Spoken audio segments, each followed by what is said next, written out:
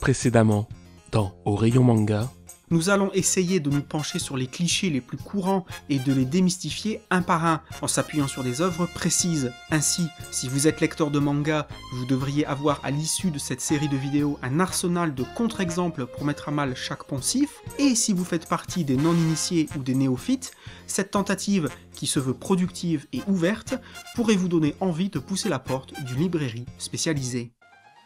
Il y a quelque temps, j'ai reçu chez moi un couple et leur fils d'une douzaine d'années afin de leur revendre certains de mes mangas. Tandis que le fiston parcourait les mangas à vendre, sa mère déclara, le plus naturellement du monde, qu'elle aimerait qu'il lise autre chose.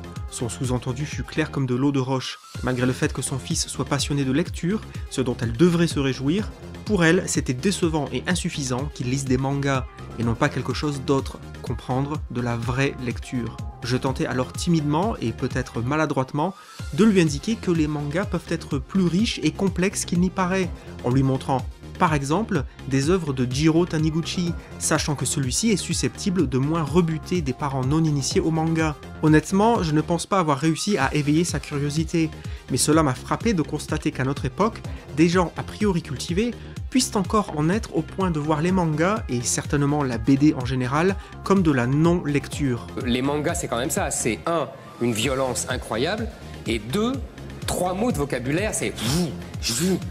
No, God! No, God, please, no! No! No! No!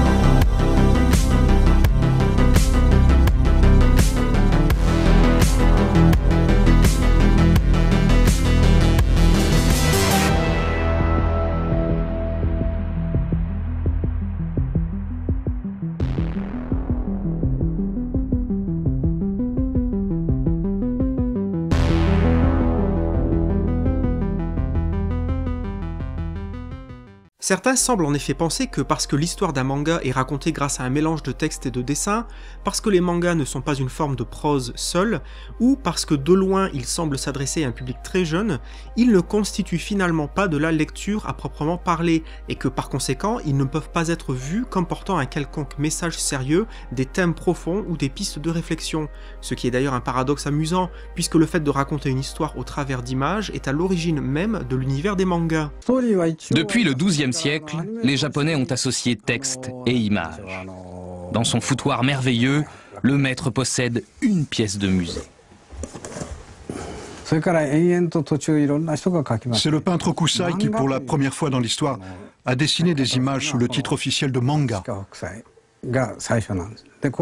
En voici un exemplaire original. Cet ouvrage a été publié en 15 volumes et date de 1850. Regardez le mouvement de l'homme. Ça ressemble à de l'animation.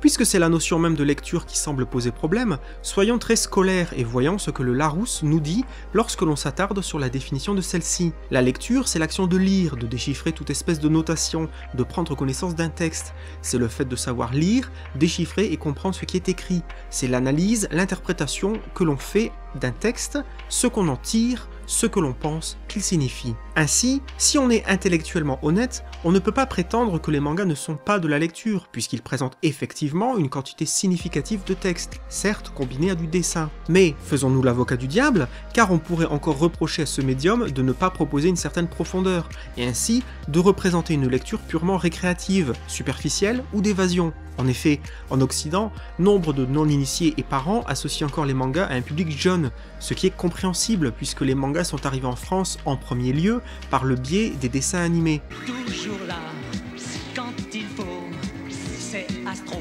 le petit robot. Albator, du fond de la nuit d'or. Le capitaine Flamme.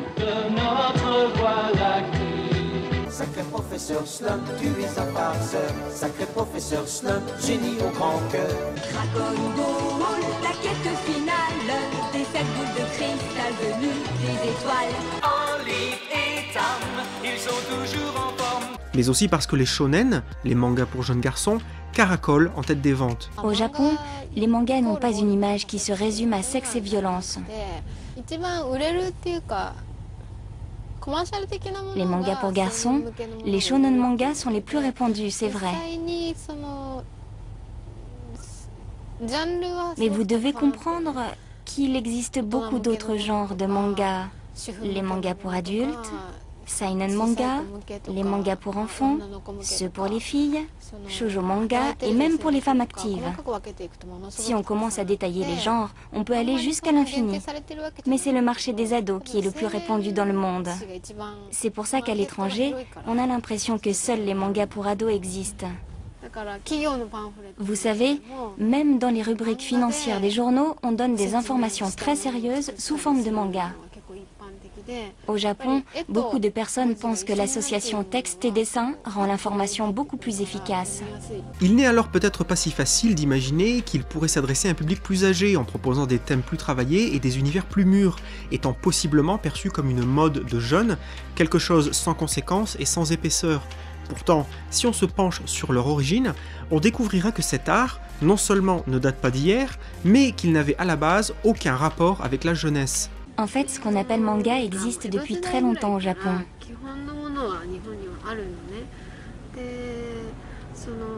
C'est dans notre tradition de raconter de petites histoires, ou même des blagues à travers des dessins séparés en cases.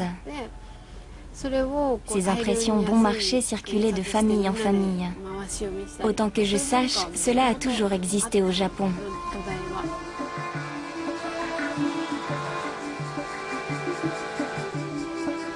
Ce que j'ai fini par apprendre, c'est que le premier mangaka japonais était un bonze. Il vivait au XIIe siècle dans la cité de Kyoto, qui était à l'époque la capitale du Japon. De confession bouddhiste, ce bel homme qui avait fait vœu de chasteté ne pouvait se promener dans le calme des jardins du temple de Kozanji sans attirer le regard des plus belles geishas.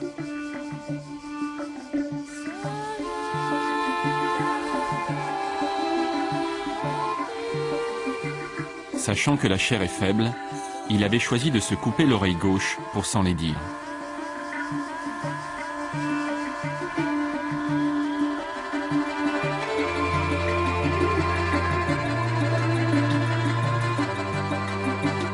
Cette lucidité quant à la nature humaine l'avait conduit à dessiner les premiers pamphlets de l'histoire du dessin japonais. Ces caricatures, crayonnées sur des rouleaux de papier, décrivait les excès et les dérives des puissants seigneurs de Kyoto. En leur donnant des visages d'animaux, il évitait la censure et ses conséquences. En 12 rouleaux de dessin, il inventa le premier manga japonais. Il était devenu, sans le savoir, le premier mangaka de l'histoire. Donc, toujours dans une approche didactique, vulgarisatrice et amicale, on objectera alors grâce à plusieurs exemples qui pourront proposer des thématiques profondes et adultes, des scénarios complexes et des invitations à de sérieuses réflexions pour le lecteur. Comme avec Ghost in the Shell, œuvre cyberpunk de Masamune Shirow. Elle fait partie de ces titres au scénario très complexe et qui fourmillent de références culturelles et philosophiques parfois obscures. Derrière une apparence de manga de science-fiction avec ses personnages cybernétiques, on y suivra les interrogations métaphysiques et existentielles du Major Kusanagi, un cyborg antiterroriste dans un Japon dystopique. Elle combat et pourchasse les cybercriminels en tout genre au sein d'une unité spéciale, tout en s'interrogeant de plus en plus sur la nature de son existence, et plus précisément sur celle de son ghost, ce qui fait office d'âme pour les cyborgs dans cet univers. Bien plus qu'un récit d'action futuriste, le livre pose donc des questions profondes sur l'essence de l'humain, la définition du vivant, ou encore aborde la question de l'homme augmenté et d'une société hyper connectée. L'héroïne évolue dans un monde où les humains ont des cerveaux améliorés, tandis qu'elle s'interroge sur sa conscience qui habite son corps synthétique, qui ne lui appartient pas d'ailleurs. L'œuvre soulève ainsi, entre autres, la thématique de la quête de l'identité. Kusanagi, en tant que cyborg, est-elle humaine ou un être artificiel avec un ersatz d'âme implanté dans son cerveau mécanique? Elle ne cesse de douter et de s'interroger, interpellant par la même occasion la conscience du lecteur. De toute façon, nous n'avons pas vendu nos ghosts à la section 9. C'est vrai. Mais si l'on décide de démissionner, il faudra restituer nos corps de cyborg. Et là, il ne nous restera pas grand-chose. Le corps et l'esprit sont constitués d'innombrables composants, comme tous ceux qui ont fait de moi ce que je suis, c'est-à-dire un individu avec une personnalité propre. J'ai un visage et une voix qui me différencient des autres. Mes pensées et mes souvenirs sont nés au gré de mes expériences. Ils sont uniques et je porte au fond de moi mon propre destin. Et cela n'est encore qu'un détail, parce que je perçois et utilise des informations par centaines de milliers. Et tous ces phénomènes, en s'associant, en se mélangeant, déterminent et construisent ma conscience. Pourtant, je me sens confiné, limité dans le cycle de mon évolution.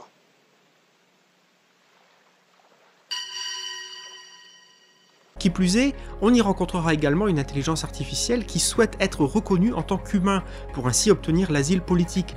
Le lecteur pourra alors être amené à s'interroger sur la nature même du vivant. Une machine qui pense est-elle une forme de vie ?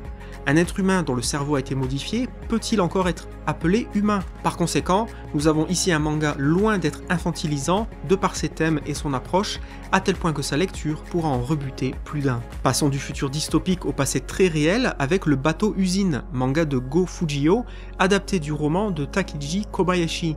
On sera invité à suivre la très rude vie à bord d'un bateau de pêche qui traverse les eaux froides et dangereuses de la péninsule russe du Kamtchatka dans les années 1930. Chargés de capturer et de mettre en boîte du crabe, des travailleurs exploités aux limites de la décence et du respect flirteront avec l'idée d'une mutinerie. Ce manga est l'adaptation du roman prolétarien écrit par Takiji Kobayashi en 1929, qui paya cher son engagement politique et ses positions, puisqu'en 1933 il fut torturé à mort par la police politique alors qu'il n'avait que 29 ans. Cependant, les causes officielles du décès furent attribuées à un malaise cardiaque. Son roman n'en deviendra que plus populaire au fil du temps et sera d'ailleurs adapté pour le grand écran.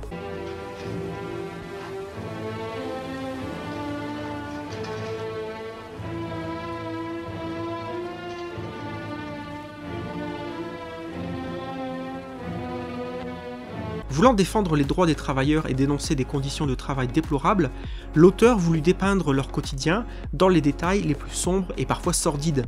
Poussé par le besoin d'échapper à la faim ou encore par le souci de nourrir une famille, il se retrouvait alors dans un véritable enfer, exploité parfois jusqu'à la mort, où seul le rendement et la production comptaient. Des conditions de vie et de travail abominables étaient le quotidien de ces hommes, poussés dans leur dernier retranchement, où la différence entre le travail et l'esclavagisme devenait floue. Un manga à la tonalité à la fois historique et politique, qui offrira une triste facette méconnue de l'histoire du Japon. On pourra prolonger cette découverte sociale du Japon avec Poison City de Tetsuya Tsutsui. Cette œuvre met en scène un jeune auteur de manga venant présenter à un magazine les premières planches de son nouveau projet. Le magazine est emballé par les prémices du récit, mais le responsable éditorial indique au jeune auteur qu'il faudra censurer les scènes de violence. L'auteur accepte malgré tout et se lance d'arrache-pied dans sa création. Mais alors que le premier chapitre de son manga est publié, un organisme de censure d'État juge le dit chapitre inapproprié et fait retirer le magazine de la vente. Ceci marquera le début du combat qui va s'engager entre notre jeune auteur et la censure. Poison City est en réalité un livre qu'on pourrait presque qualifier de documentaire romancé. En effet, ce qui arrive au protagoniste est en réalité arrivé à Tetsuya Tsutsui lui-même. En 2009, un de ses mangas précédents, Manhole, fut classé dans une région du Japon comme œuvre nocive pour les mineurs, pour incitation considérable à la violence et à la cruauté chez les jeunes. L'auteur n'apprendra la nouvelle que 4 ans plus tard. Il se rendra alors sur place pour essayer de comprendre cette décision et découvrira un système de censure assez aberrant, dans lequel les décisionnaires se basent uniquement sur l'aspect visuel d'une œuvre, sans à aucun moment prendre en compte le contexte ou les thèmes abordés. Ainsi, dans l'ombre menaçante d'un certain Fahrenheit 451 et de ses autodafés dystopiques, Tetsuya Tsutsui semble vouloir dépeindre sa peur de voir sa propre expérience de la censure se répéter, ou encore de prendre de l'ampleur.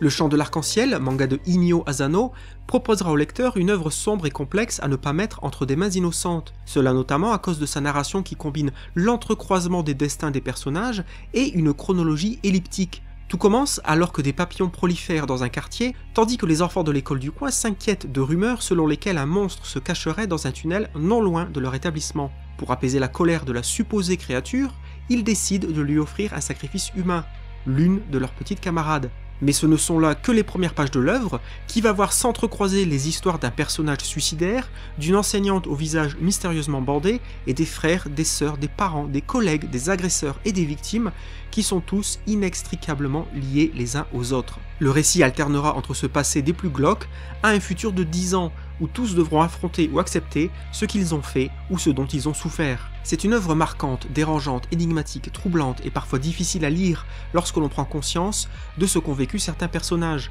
le tout renforcé par un dessin troublant de réalisme. L'auteur semble ici tenter d'exprimer l'inexprimable, des drames qu'on ne peut pas montrer, mais dont on peut imaginer l'horreur. Cependant, Asano arrive également ici ou là à proposer une certaine poésie et beauté malgré le contexte et le propos très sombre, par exemple au travers des représentations de l'imagination ou délire de certains personnages. Certaines scènes se déroulent d'ailleurs dans une sorte d'état de rêve cauchemardesque, où il sera laissé au lecteur le choix de décider si ce qui est représenté sous ses yeux est réel ou pas. Le Chant de l'Arc-en-Ciel est donc un manga ayant au cœur la question du traumatisme tel qu'il est vécu au fil du temps, de la mémoire et des souvenirs. Enfin, on pourra également aborder le cas des mangas autobiographiques, rares mais des plus fascinants, avec par exemple Sans même nous dire au revoir de l'auteur Kentaro Ueno, qui nous prévient dès la préface que le contenu ne pourra pas forcément plaire à tout le monde. Il nous informe que certaines personnes pourront trouver son contenu cru et ressentir pour lui de l'aversion. En effet, le thème central de l'œuvre sera la mort, mais celle-ci étant inévitable, l'auteur nous invite tout au long de la lecture à penser aux personnes qui nous sont chères et à ce que nous pouvons faire pour elles. Ce livre va relater de manière très réaliste, documentée et parfois froide, la mort de l'épouse de l'auteur. Une nuit de décembre 2004, celle-ci va en effet décéder au domicile familial, tandis que Kentaro Ueno est à l'étage en train de travailler sur son manga. Expliquant ainsi le titre de l'œuvre, ils n'auront donc pas l'occasion de se dire au revoir. De cette tragédie va naître le désir, mais aussi et surtout le besoin chez le mangaka, à la fois de relater ce jour funeste, mais également l'année qui suivra, certainement de manière à faire son deuil, mais peut-être aussi pour rendre hommage à sa femme et en garder un souvenir impérissable. Cette œuvre propose un sujet sombre avec notamment une description très précise des rituels funéraires japonais. Cependant, et c'est ce qui fait là l'un des intérêts principaux du manga, à aucun moment l'auteur ne tombe dans le larmoyant, le racoleur et le pathos facile. Malgré l'émotion évidente qui habite le livre, le tout reste très digne et sobre. L'auteur utilisera notamment à de nombreuses reprises des représentations graphiques fortes de sa tristesse et de son désarroi. Par exemple, on trouvera beaucoup de cases dont les bords ne seront pas droits et semblent tout simplement tracés à la main. Nous trouverons également des effets de flou sur le personnage principal lorsque celui-ci a du mal à garder son calme. Ou encore aura-t-on droit à quelques déformations très prononcées, toujours de notre personnage, pour illustrer sa prise de conscience concernant l'absence de sa défunte épouse. Ce manga est donc très intéressant sur de nombreux points. Il mélange un thème assez rare dans cet univers à un récit autobiographique, ce qui rend le tout poignant et authentique. Malgré la noirceur logique de l'ensemble, l'œuvre est susceptible de toucher et de parler à beaucoup de lecteurs. On pourra facilement ressentir au fil des pages la sincérité et l'honnêteté du mangaka. On a même du mal à imaginer comment il a pu trouver la force de coucher sur le papier un tel drame. Cependant, il ne faudrait pas croire que cette œuvre est intégralement sombre, car elle est composée en grande partie d'allers et retours entre la situation qui suit le décès et les souvenirs que l'homme a de sa femme. Et au travers de ceci, l'auteur nous glissera quelques situations, parfois humoristiques, ce qui permettra d'adoucir quelque peu le ton très sérieux de l'ensemble. Au final, Sans même nous dire au revoir est un manga qui laissera certainement au lecteur une très forte impression, malgré son thème qui pourra effrayer ou rebuter certains d'entre nous. En conclusion, même si on peut comprendre les origines de ce cliché sur les mangas, on se rend bien compte qu'il ne tient pas la route très longtemps dès qu'on commence à se renseigner sur des œuvres moins grand public. À l'image d'autres médias populaires tels que le cinéma, la BD franco-belge, les comics, les jeux vidéo et autres séries télé, bien sûr qu'il existe beaucoup de mangas qui sont volontairement très faciles d'accès, peu complexes, destinés à un jeune public, et donc qui résultent en des œuvres facilement oubliables, voire au pire risibles aux yeux des non-initiés et autres sceptiques. Mais c'est pourquoi il existe de nos jours autant de blogs, sites internet, magazines et autres chaînes YouTube spécialisées pour aiguiller les curieux et les ouverts d'esprit vers des mangas capables de proposer des thèmes, univers et réflexions aussi riches, mûrs et variés que n'importe quelle autre forme de narration. Et si la recherche autonome n'est pas non plus votre tasse de thé, rien de plus facile que de vous diriger vers une librairie spécialisée où des passionnés se feront un plaisir d'être votre guide durant votre exploration du rayon manga.